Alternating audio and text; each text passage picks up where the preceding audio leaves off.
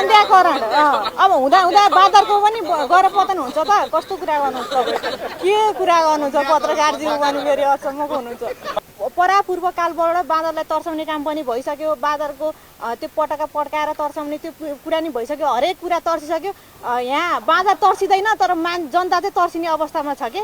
अब मैले नमार भन्ने पनि अब मार्ने अवस्थामा उपाय नै केही नभएपछि त त्यो अन्तिम अवस्था आइसक्यो त्यसैले म सरकारलाई के ध्यान आकर्षण गराउन लाउँछु भने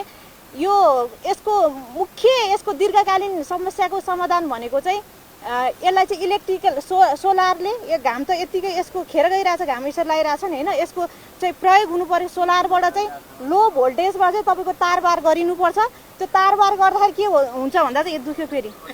अनि त्यसपछि यो तारबार गर्दाखेरि चाहिँ के हुन्छ भन्दाखेरि चाहिँ तपाईँको लो भोल्टेजको सोलर सिस्टमबाट चाहिँ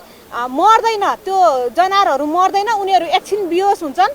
अनि एकछिन बिहोस भएपछि नेक्स्ट टाइमबाट उनीहरू त्यो रिपिट गरेर चाहिँ त्यो जनावरहरू बाँदर बँदेलहरू त्यो नजिक वरिपरि जानै मान्दैन तर्सेर के उनीहरू डरले त्यो किसिमको डर चाहिँ पैदा गर्ने भनेकै सोलर चाहिँ फेन्सिङ भन्छ यसलाई चाहिँ तपाईँको इङ्ग्लिसमा अथवा इलेक्ट्रिकबाट पनि हामीले चाहिँ गर्न सकिन्छ इलेक्ट्रिकल फेन्सिङ पनि भनिन्छ त्यसरी चाहिँ हामीले चाहिँ यो मैले 15 वर्ष म जर्मनी बस्दाखेरि चाहिँ प्रत्येक फेरि यहाँ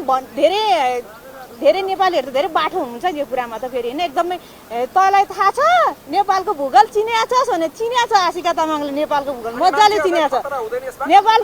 नेपालको भूगोल भनेको पहाडी इलाका मात्रै होइन नेपालमा तराई छ जहाँ गर्न मिल्छ एटलिस्ट त्यहाँ त सुरुवात गर्नु पर्यो नि त तराईमा मिल्छ भित्री जुन मधेसहरू छ त्यहाँ गर्न मिल्छ पहाडीमा अर्कै सोचौँला पहाडमा हामीले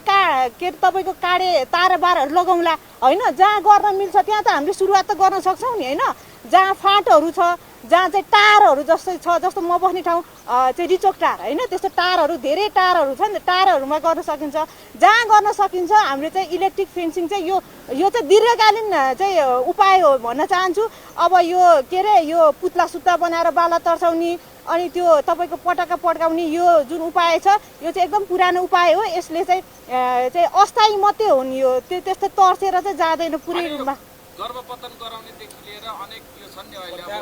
वन्ध्याकरण अब हुँदा हुँदा बाँदरको पनि गएर पतन हुन्छ त कस्तो कुरा गर्नुहुन्छ तपाईँ के कुरा गर्नुहुन्छ पत्रकारज्यू पनि फेरि अचम्मको हुनुहुन्छ हजुर सुन्नुहोस् है यो धरती सुन्नुहोस् बाँदर पनि ठुलो हो मान्छे पनि ठुलो हो मेरो नजरमा बिकज उहाँहरूमा जुन किसिमको चाहिँ एउटा भगवान ईश्वर हुनुहुन्छ त्यो भित्र हामी पनि छौँ होइन त्यही भएर म के भन्न चाहन्छु भन्दा चाहिँ यहाँ कोही हामी मात्रै तर्सिने होइन नि उनीहरूलाई पनि त